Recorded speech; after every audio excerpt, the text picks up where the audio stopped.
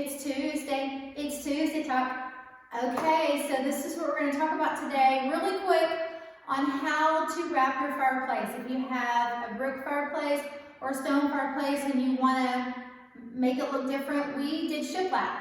So we got the shiplap from Home Depot. You can get this. It's actually called shiplap. It comes in 8-foot strips, and obviously we did that over the rock, straight over the rock.